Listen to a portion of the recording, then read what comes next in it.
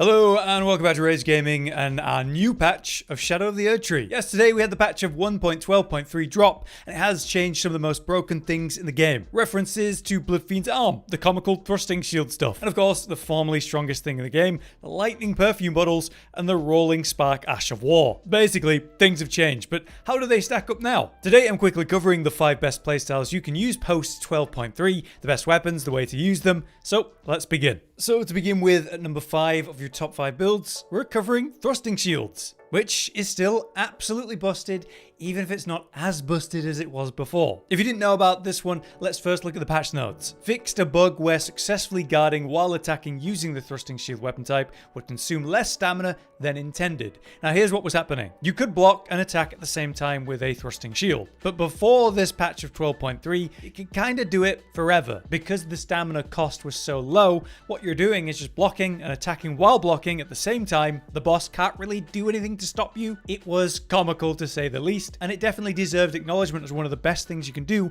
in the DLC. However, the thing holding it back is obviously the output. While this is very funny and impressive and very easy, the output isn't nearly as comparable as, say, the other 4 things we're going to look at in this video. In the DLC, where we're dealing with enemies that are such a challenge, that are actually walling people, having a build that's not just strong but also easier to play to overcome those challenges, there's something incredibly valuable about that. So with this patch that's nerfed it, what's really happened here? Now you require a minor amount of skill to use it, but again, it's not a lot. Now you'll just need to find occasional breaks in the fight to stop blocking and actually let your stamina recover, the whole while maintaining your Scholar's Shield buff, which basically enhances the damage negation so that you're not really taking nearly as much damage when being attacked. But yeah, much like any other playstyle, it's, manage your stamina. And it's on you if you mess that stamina management up, but it's not going to be hard to manage because you are able to block. There are downtimes where you would normally punish the boss, but maybe you just recover your stamina in that moment. The only thing that can really mess with you is the unique floor effect attacks,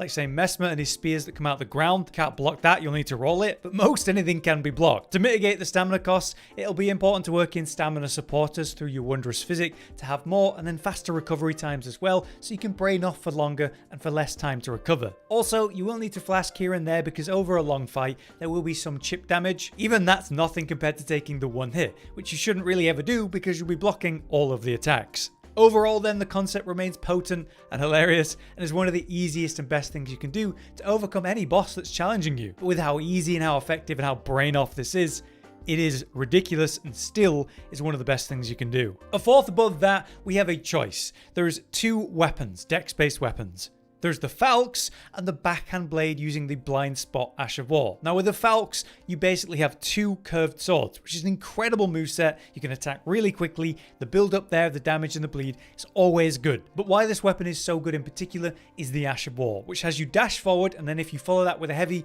you do this ridiculous chain combo of successive hits. With a setup like this, you know how that's going to go. Each attack will make the next attack stronger and so on, and then you're going to proc bleed ultra quickly, and through any successive bleed build, you're going to scale your damage. If you can get 2 of these combos off back to back, then it becomes comical. So that's absolutely incredible. And yet I'm saying that it's competing in this spot for backhand blade with blind spot. Technically the backhand blades have a worse moveset just in terms of raw DPS output per second than the curved swords in power stance. Their moveset's still good and it's great for gap closing. It's still a very solid weapon type. You have the same perks of high dex and also bleed potential, but in this case we're relying on the blind spot ash of war, which allows you to evade and then thrust attack after. This is always an option as a punish. You press it, you dodge, and land a nasty blow at the same time. So every attack you get to punish, and then now you've dodged the attack and performed your own, there's a punish window, even if it's a short one, where you can smash them with the dual weapons. The moment that they try to punish you, immediate blind spot again. So it's absolutely no doubt between the falx and the backhand blade with blind spot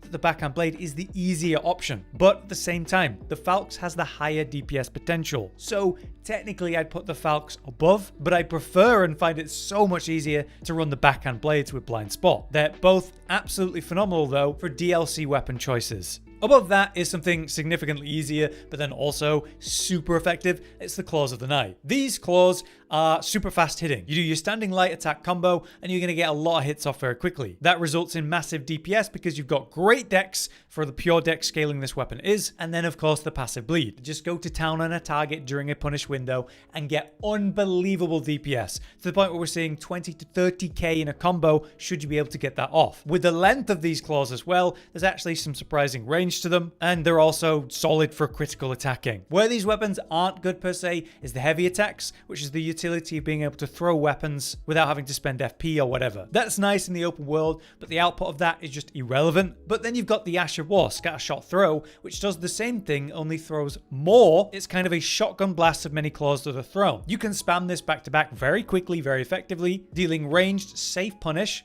for reasonable damage and bleed buildup. But the closer you are, the more of those claws are going to hit, so more damage, faster bleed procs. If you can do this at shotgun range for a very effective punish multiple times in a row, successively, bleed-wise, it's pretty stupid. So it's one of the safest and easiest punishes in the game. So it's absolutely one of the best things in the DLC and is up there as a contender for one of the best things you can use in the game. And that's why it's at third still, because it's just not changed. Above that though, at second, is Bloodfiend's arm, which previously would have been second, but it has been technically nerfed. Let's read the patch notes. Fixed a bug where the arcane scaling of the Bloodfiend's arm weapon was higher than intended when setting an affinity. The status buildup of the heavy attack was also reduced. So in short, you're not going to get a bleed as quickly when using this because you're building up bleed slower. But the difference is like 280 for your bleed instead of 320. So it's pretty minor. Jumping in and playing with it for 5 seconds, it's obvious that the damage of this is absolutely busted to a comical, nutty level.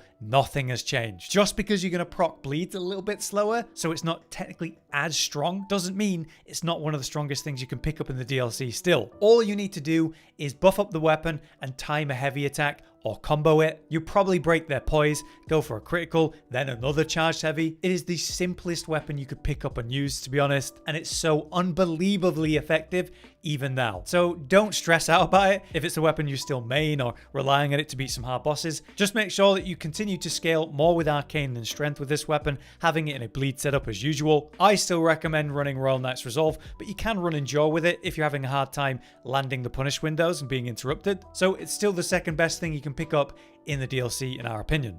At number 1 then, it is now the impenetrable thorns setup. This is one of the top things you could do before the patch, and shockingly, they have not touched it. So while they've minorly nerfed Bloodfiend's arm, and they've majorly nerfed the perfume bottles, impenetrable thorns are just fine, not touched at all. We're really confused by that. So the short recap of this is basically you're spamming impenetrable thorns, which is dealing great damage and bleed buildup. With an arcane scaling staff like the maternal one of the DLC, you can enhance the rate at which the status buildup occurs. So you're dealing great damage and you're basically proccing the bleed at silly speeds. When you get the opportunity to do so, you just kind of spam it, overwhelming the target in the raw damage potential. Because it's so simple and so effective, we thought it would be changed or nerfed or something. Maybe they'd mess with the staff to mess with the bleed buildup, or they'd tweak the numbers or something like that. It's considered the strongest thing you can cast in the DLC for good reason, and there's a bit of a meme where they always do this, adding a bunch of different incantations and spells, and then there's usually a couple, maybe even one like this, that's just so stand out ridiculously strong that again, we're just at a loss that they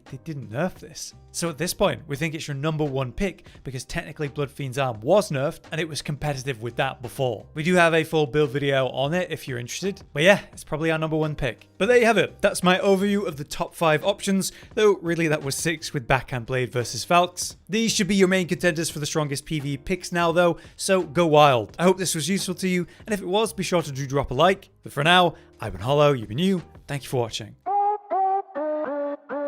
Josh, Cotton, and Hollow with the videos, dropping the humor like a hammer on your tippy toes, bringing entertainment on a daily arrangement to take our insanity and turn it into entertainment. Yes, I said entertainment twice, to reiterate that it is nice to look into your faces on a mostly daily basis when you let us in your homes to make the whole world a stage. Goodbye.